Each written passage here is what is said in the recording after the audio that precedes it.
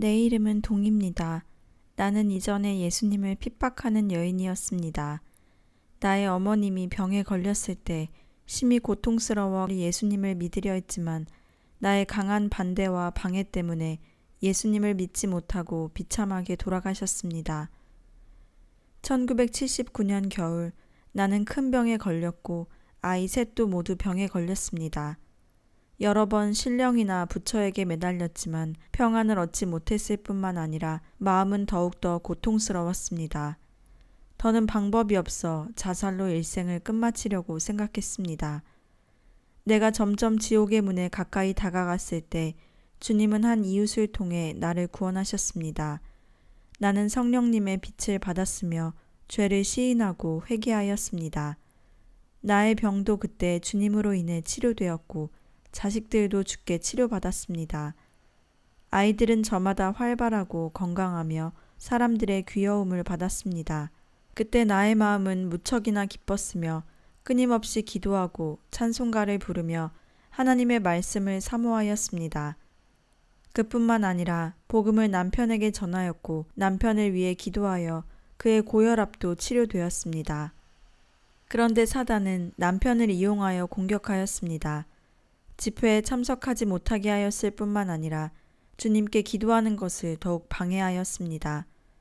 매일 저녁 나는 그가 잠든 다음 마당에 무릎 꿇고 기도하였습니다. 만일 남편에게 발견되면 욕먹을 것이 확실했습니다.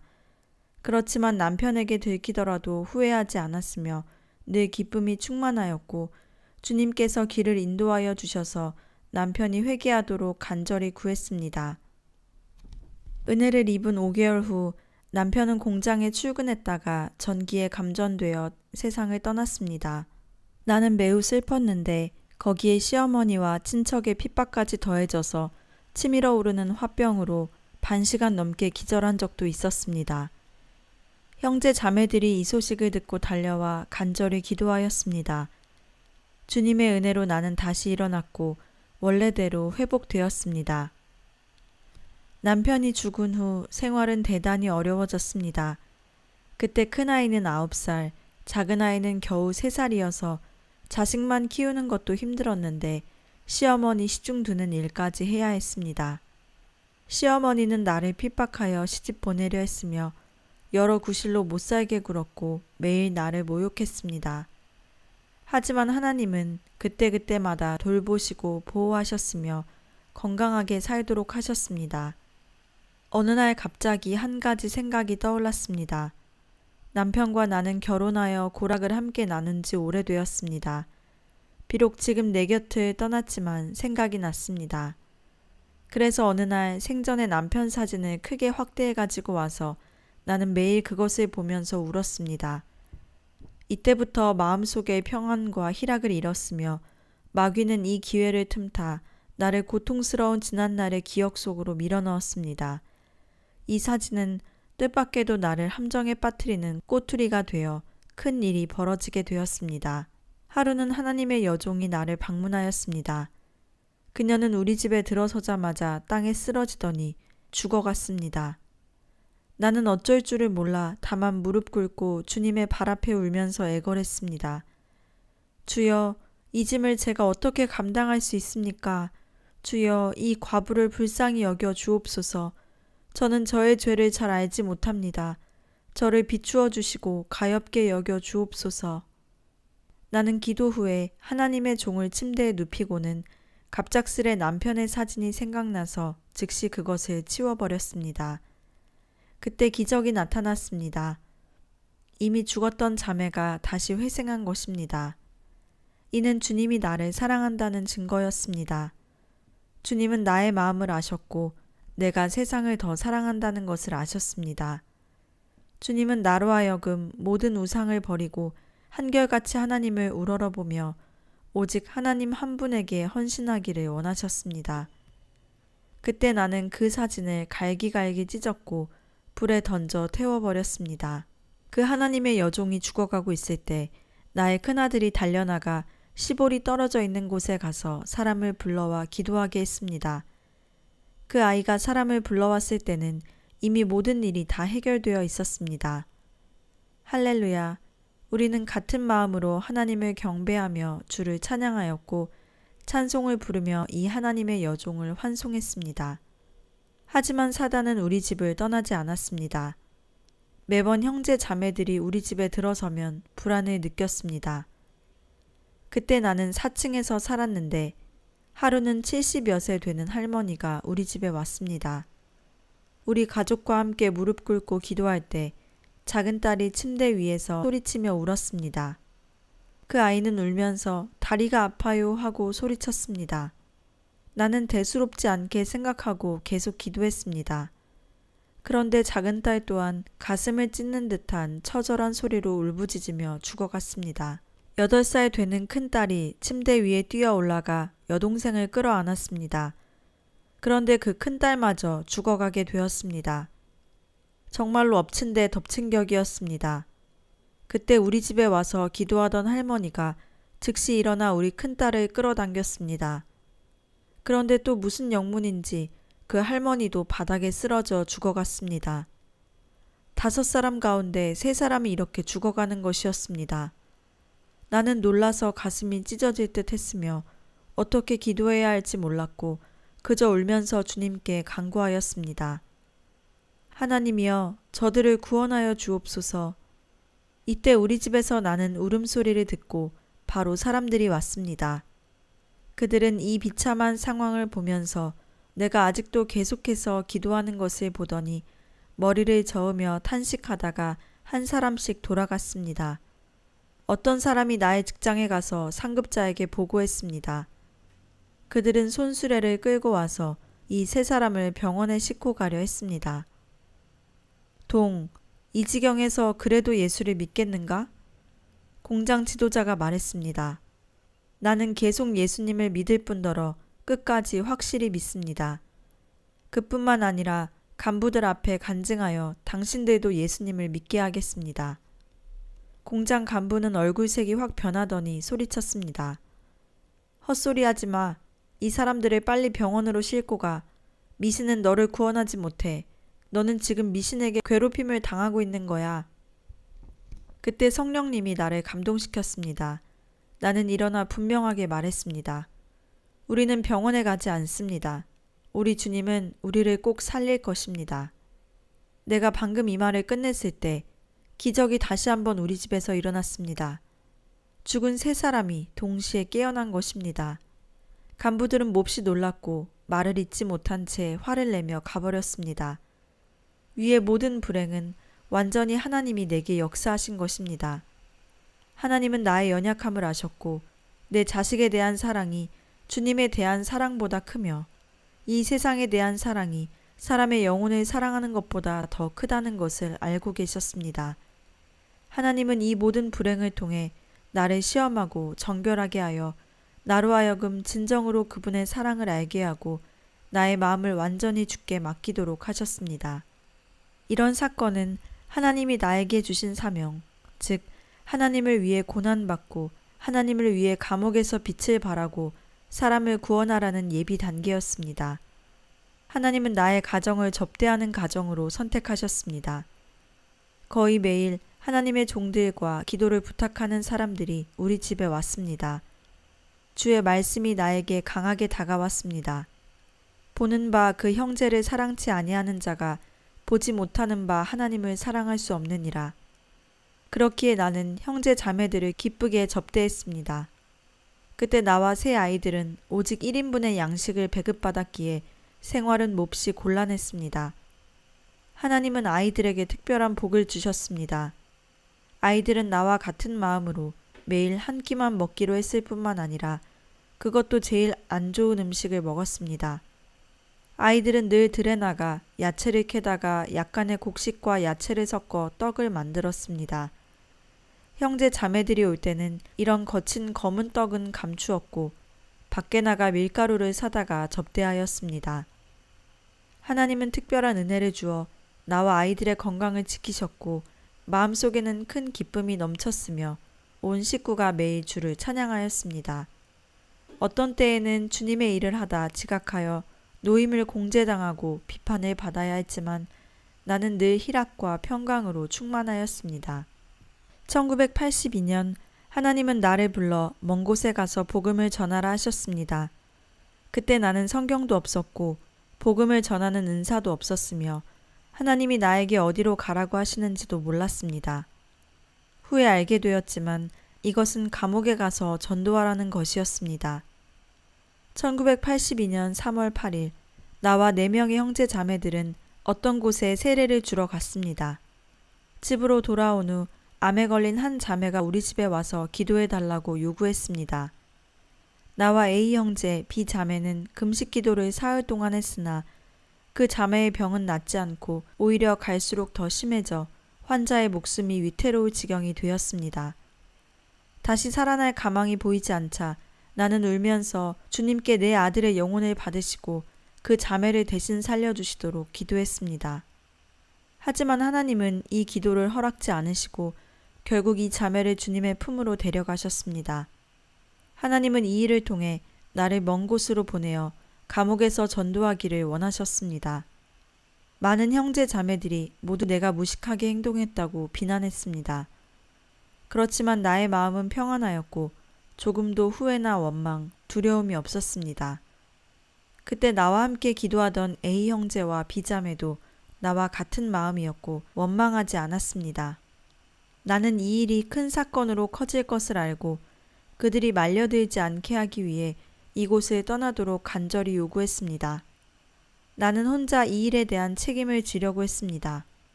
그렇지만 그들은 절대 떠나지 않았고 나와 함께 고난을 받겠다고 하였습니다. 결국 나와 비자매는 파출소로 끌려갔습니다. 파출소에 들어간 후 우리들은 갈라졌습니다. 내가 먼저 신문을 받았습니다. 신문관은 노발대발하여 나에게 물었습니다. 그 여인을 누가 죽였나? 접니다. 아니야. 네가 아니야. 한 남자라던데. 이미 나의 이웃이 다른 2사람을 공안국에 고발했기 때문에 그들은 이렇게 말한 것입니다. 아닙니다. 오직 저만이 그녀를 위해 기도했고 다른 사람은 참여하지 않았습니다. 너는 어떻게 하다 그녀를 죽였지? 저는 그녀더러 병원에 가라고 권했습니다. 그녀가 가지 않으려 하자 할 수 없이 찬송가를 부르며 하나님께 매달려 기도했습니다. 신문관은 노발대발하여 책상을 두드렸습니다. 너 솔직히 말해. 그렇지 않으면 큰 고통이 있을 거야. 그는 형구를 들이대며 나를 위협하였습니다. 하나님은 특별히 나를 불쌍히 여겨 단호하게 말할 수 있도록 도와주셨습니다. 확실히 저 혼자서 그녀를 위해 기도했습니다. 그녀의 연수가 이미 찼으므로 그 영혼은 들림을 받아 천국에 간 것입니다. 어디에 무슨 영혼, 천국이 있는가? 있습니다. 사람에게는 확실히 영혼이 있습니다. 우리가 예수님을 믿는 것은 몸의 평안을 얻는 것뿐 아니라 영혼의 구원도 얻기 위한 것입니다. 당신들도 예수님을 믿으세요. 성경에 그를 믿는 자에게는 영생이 있고 믿지 않는 자는 이미 죄를 지었노라고 적혀 있습니다. 입 다물지 못할까? 너 죽음을 두려워하지 않는구나. 예수 믿는다는 사람들이 사람을 죽이고 또 나더러 예수를 믿으라고 해? 신문관은 고함을 질렀습니다. 저는 이미 당신에게 복음을 전하였습니다. 당신이 만일 믿지 않는다면 장래의 심판은 저와 상관이 없습니다. 나는 그의 눈을 쏘아보며 말했습니다. 신문관은 화가 나고 말문이 막혀 손을 흔들어 사람을 불러서는 나를 데려가라고 했습니다. 이어 B 자매를 데려왔습니다. 신문관은 그녀에게 겁을 주었습니다. 솔직히 말해야 돼. 그 남자가 환자를 죽인 것이 맞지? 네가 만일 사실대로 말하면 공을 세운 것으로 인정되어 사면될 수 있어. 아닙니다. 이 일은 A와 상관이 없습니다. 동의 일도 아닙니다. 완전히 저의 책임입니다. 제가 환자를 동해 집에 데리고 갔습니다. 제가 동해 집에서 매일 그녀를 위해 기도했습니다. B 자매는 조금도 망설이지 않고 대답했습니다. 비록 신문관이 위협과 협박의 눈으로 그녀를 쳐다보았지만 그녀도 역시 완강하게 혼자서 책임을 지겠다는 생각을 했습니다. 결국 공안국은 우리에게 잠시 돌아가서 돈 500원을 구해 유가족에게 주라고 명하였습니다. 하지만 나 같은 가난한 과부가 그런 큰 돈이 어디 있겠습니까? 우리 애들은 나와 함께 각처로 돌아다니며 돈을 빌렸습니다. A 형제, B 자매도 있는 힘을 다하여 900원을 모아서 유가족에게 보냈습니다. A 형제는 마음이 찢어지는 듯 하였습니다. 우리 집에 있는 3명의 아이를 보니 이 책임을 어떻게 져야 할지 알 수가 없었습니다. 또 B 자매의 남편은 예수님을 믿지 않으며 시어머니도 믿지 않고 아이들은 아직 어린데 어찌 그 책임을 회피할 수 있겠습니까? 그는 주 앞에 절실히 기도했으며 주님은 그에게 충만한 힘을 주어 그는 집을 떠나 주저하지 않고 곧바로 자수했습니다. 신문관은 즉시 신문했습니다. 그는 혼자 책임을 지기로 하고 있는 힘을 다해 나와 비자매의 죄를 벗기기로 했습니다. 공안국은 그를 죄인으로 취급하여 감금하였습니다. 나는 이 소식을 듣자마자 선물을 싸들고 A 형제의 집에 가서 그의 아내와 자녀들을 위로하였습니다. 집에 돌아온 후 바로 1982년 3월 12일 공안국 구치소로 A 형제를 보러 갔습니다. 하지만 공안국에서 마음대로 면회하도록 하지 않았습니다. 나는 공안국 사람에게 말했습니다. 이 사건은 저의 책임입니다. 무엇 때문에 A 형제를 잡아들였습니까? 그를 석방하세요. 책임은 제게 있습니다. 이것은 우리와 상관없어. 상부의 일이야. 그럼 수건과 약간의 음식을 전해줄 수 없습니까? 안 돼. 그건 허락되지 않는 일이야. 동지, 호의를 베풀어 주세요. 감옥에 있는 사람은 수건이 꼭 필요하잖아요. 나는 간절히 요구하며 말했습니다. 그 사람은 조금 동정하는 것 같더니 허락했습니다. 그럼 수건을 가져와. 내가 전해줄게. 나는 그가 수건을 1호 감방으로 보내주는 것을 보았습니다. 이전에 사람들에게 듣기를 1호 감방 안에 감금된 자는 모두 중죄인들이며 매일 극심한 형벌을 받아야 한다고 했습니다. 나는 매우 고통스러웠으며 큰 소리로 A 형제의 이름을 불렀습니다. 이때 간수한 사람이 걸어와 나를 지책하며 말했습니다. 이곳이 어떤 곳인데 감히 큰 소리로 고함을 쳐? 이 감옥의 규정을 알아? A는 죄가 없습니다. 당신들은 나를 가두고 그를 풀어주어야 합니다. 그들은 아주 거칠게 나를 구치소에서 내쫓았습니다. 이튿날 나는 또 일용품 이불을 가져다 주었습니다. 그리고 큰 소리로 그에게 들리도록 A 형제의 이름을 불렀습니다. 결국 그들에게 또 쫓겨났습니다. 3월 15일 B 자매가 체포되었습니다. 나는 집에서 체포되기를 보름이나 기다렸으나 그들은 그때까지도 나를 체포하러 오지 않았습니다. 생활고를 해결하기 위하여 나는 아이들을 데리고 공장에 출근하지 않으면 안 되었습니다. 3월 30일 아침 우리 아이들이 나를 보며 계속 울었습니다. 나는 아이들의 머리를 어루만지며 위로하였습니다. 나의 사랑하는 아이들아, 울지 마라. 이렇게 울면 내 마음은 얼마나 괴로우냐. 만일 어머니가 감옥에 가면 하늘의 아버지가 꼭 너희들을 돌보고 먹여주실 거야. 교회의 모든 분들은 모두 너희들의 언니, 오빠, 삼촌, 어머니다.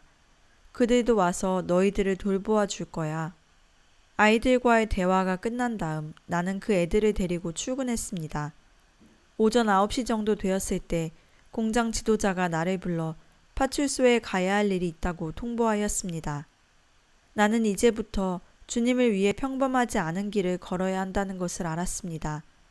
나는 아이들의 옆을 지날 때 입술을 깨물며 빠른 걸음으로 지나갔습니다.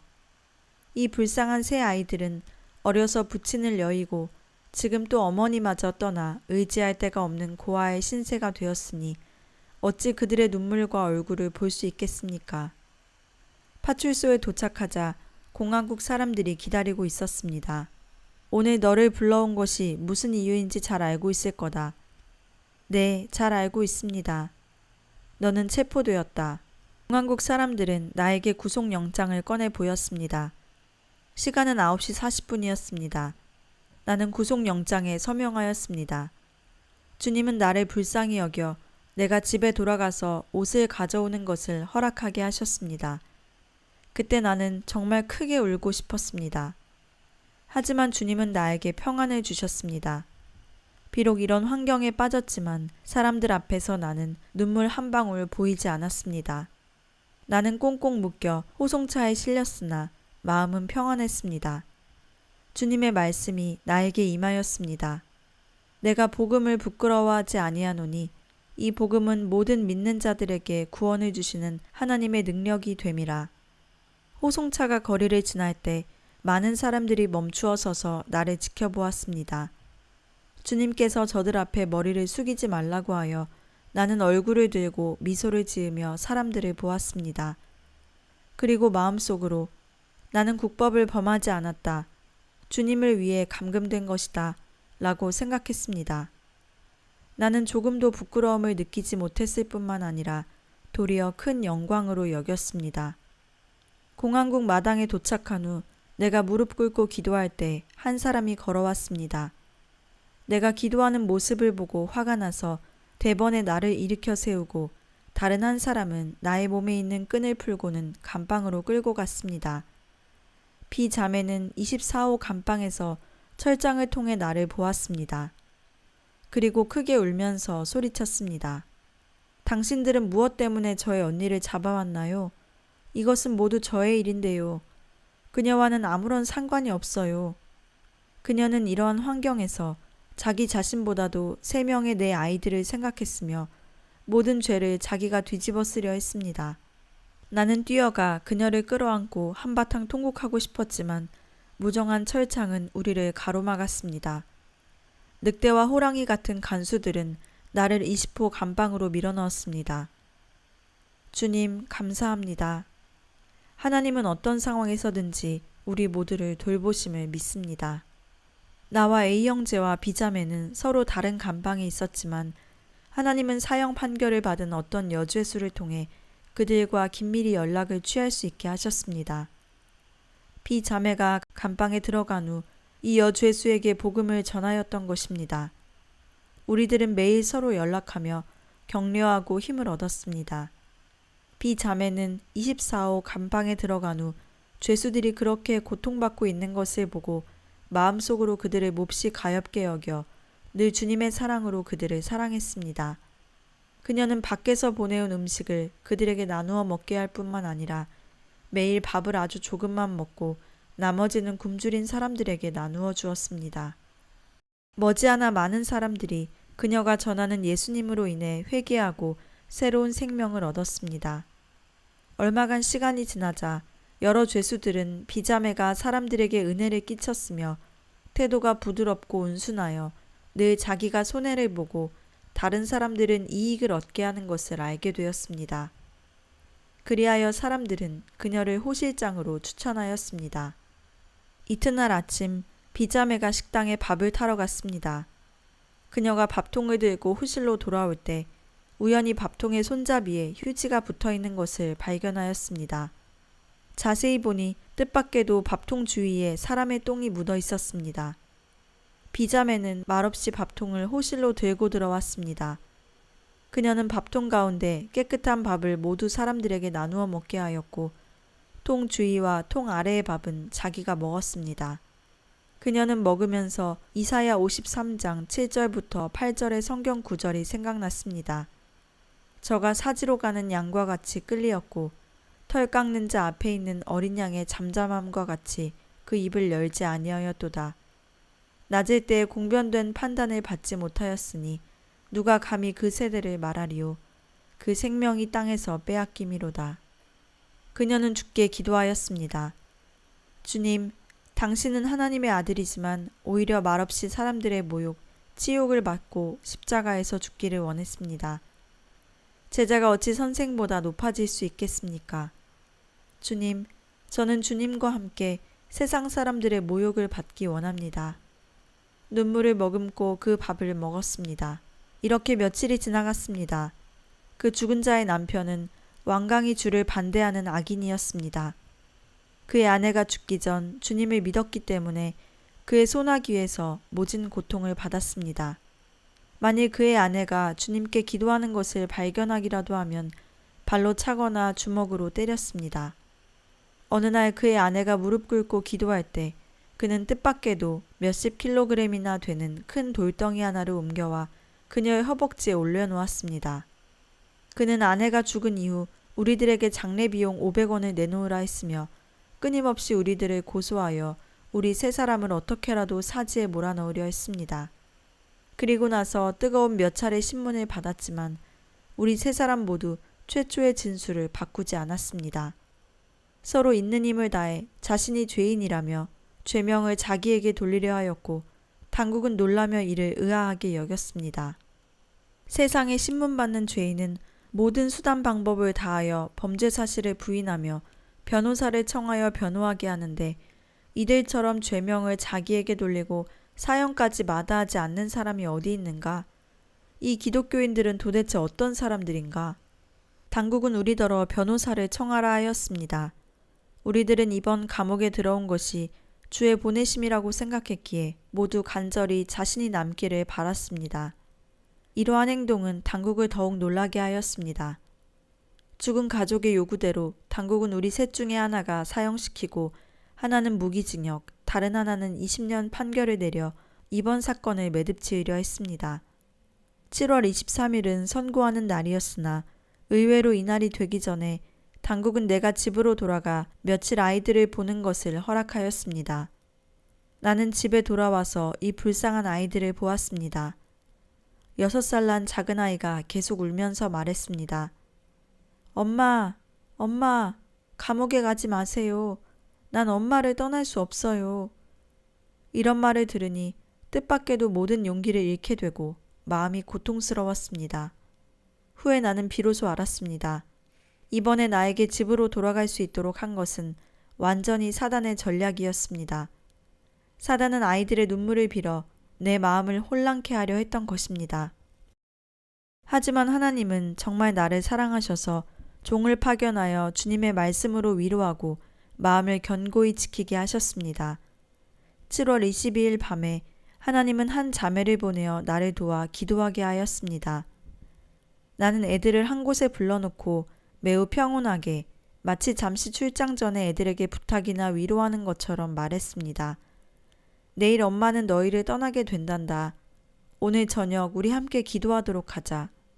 우리들은 함께 무릎을 꿇고 마음을 합하고 뜻을 모아 기도했습니다. 하나님께 감사하고 찬양하며 아이들을 하나님께 맡겼습니다. 아이들이 침대에 올라간 후 나와 그 자매는 날이 밝을 때까지 계속 기도하고 주를 찬양했습니다. 하나님은 정말로 나와 아이들을 사랑하셨습니다. 첫날 울며 불며 나를 감옥에 가지 못하도록 하던 아이들이 지금은 하나님의 위로를 받았습니다. 그리고 하나님은 6살 난 작은 딸을 통하여 나의 신앙심을 더욱더 강하게 하셨습니다. 7시쯤 나는 아이들과 작별하며 그들에게 말했습니다. 엄마는 가야 한단다. 너희들은 주님의 말씀을 듣고 하나님을 사랑하는 아이들이 되어야 해. 이때 작은 딸은 눈물을 흘리지 않았을 뿐만 아니라 눈을 반짝이며 뜻밖에도 대단히 감동적인 말을 했습니다. 엄마, 엄마는 주님을 위해 감옥에 가는 거예요. 근심하지 말고 가세요. 할렐루야, 주님께 감사하며 주님을 찬양합니다. 주님은 아이들로 하여금 주님을 찬양하며 그들의 신앙이 견고해지도록 하셨습니다. 주님 감사합니다.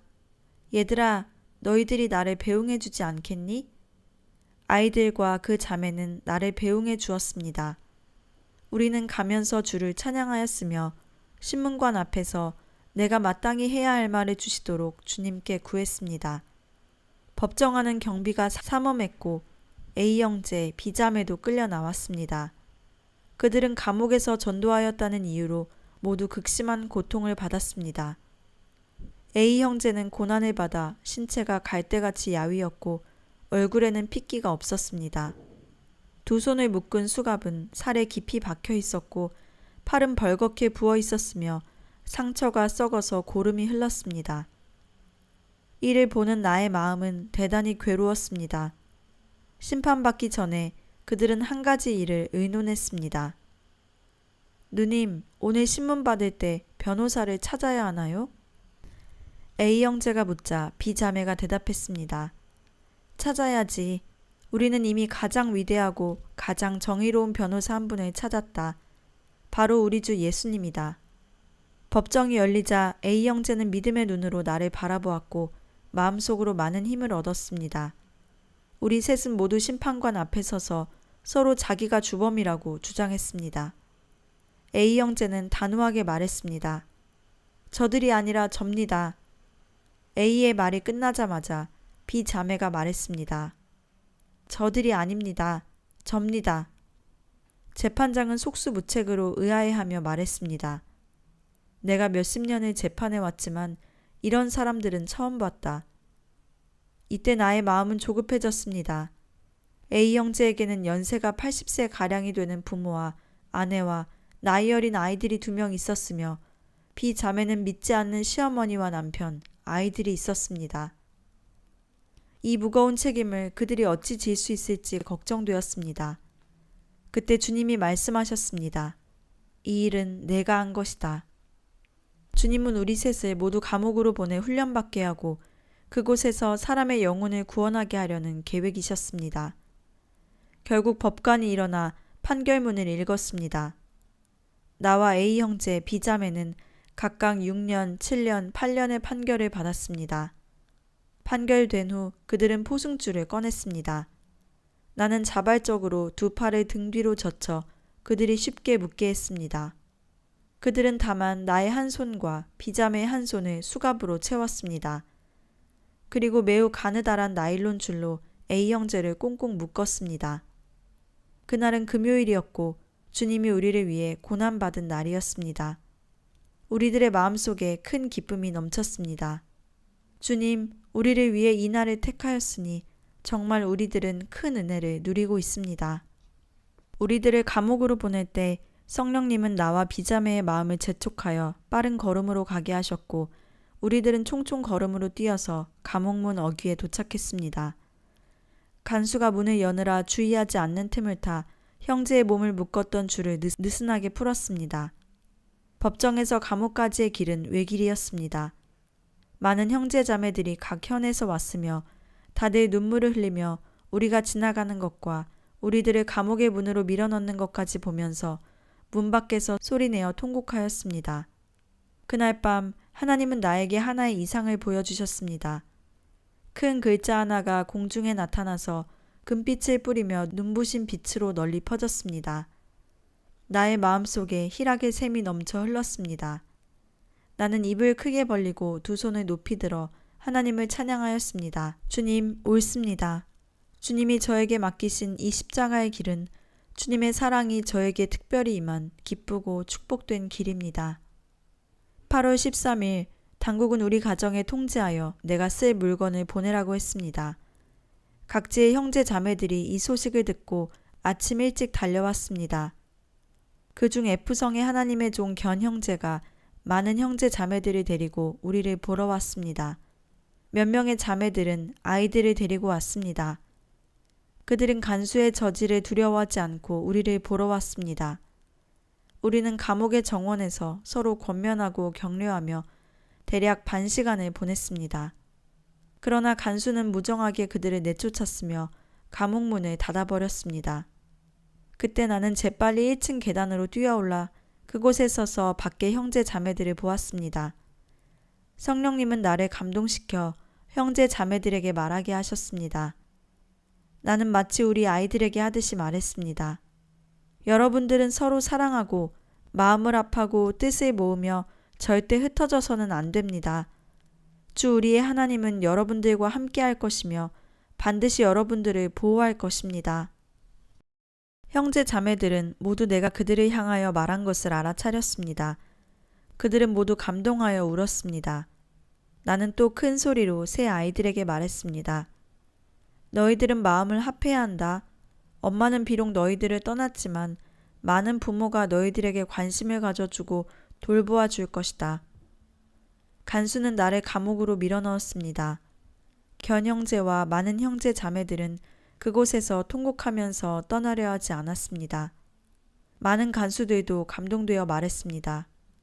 오직 예수 믿은 사람들만이 이렇게 서로를 사랑하는 마음이 있어. 그날 밤 나는 불려나가 국장에게 한바탕 욕을 먹었습니다. 나는 입을 다물고 한마디도 하지 않았지만 마음속에는 기쁨이 있었습니다. 8월 15일 당국은 나에게 통지하여 아무현 노역장으로 가라고 했습니다. 내가 이 통지를 받았을 때 마음속으로 우리 세 사람이 한 차에 앉아 가기를 기대하였습니다. 하지만 당국은 그렇게 하지 않았고 우리들을 나누어 보냈습니다. B자매는 제5 감옥으로 보내졌고 A 형제는 아무 지방에 노역하러 갔습니다. 나는 꽁꽁 묶여서 형차에 올랐는데 마음속은 대단히 괴로웠습니다. 이때 나는 한 노인이 손에 방금 젖을 땐 새끼 양을 끌고 길 가는 것을 보았습니다. 그 새끼 양은 애처롭게 울며 마치 어미 양의 곁을 떠나지 않으려고 하는 것만 같았습니다. 나는 울면서 기도했습니다. 주님, 저는 마치 이 작은 새끼 양과 같이 한참 젖을 먹을 때 형제 자매들을 떠났습니다. 주님의 이 자녀를 보호하여 주옵소서. 감옥을 떠나기 전 형제 자매들, A 형제, B 자매가 더욱더 생각났습니다. 우리들은 서로 연락하며 천국에서 만납시다 라고 말했습니다. 주님이 오실 날은 가까워지고 우리 각 사람의 형량은 이렇게 길어 땅에서는 아마 다시 만날 기회가 없을지도 모른다고 생각하니 나는 가슴이 메어졌습니다. 나를 호송하는 대장이 말했습니다. 울긴 왜 울어? 울려면 왜 죄를 지었나? 나는 범죄하지 않았어요. 나는 예수님을 위해 감옥에 갇혔지요. 동지, 내 말을 듣고 빨리 예수님을 믿으세요. 그분은 나를 구원하셨고 당신도 구원할 수 있어요. 당신이 만일 믿으면 반드시 나보다 더 열심일 겁니다. 이때 주님은 내게 전도하도록 힘을 주었으며 마음속에도 평안을 얻었습니다. 판결하기 전에 이미 구치소 감옥에서 1년 정도를 보낸 나는 아무 노역장에 끌려와서 5년 동안의 강제 노동 생활을 시작했습니다.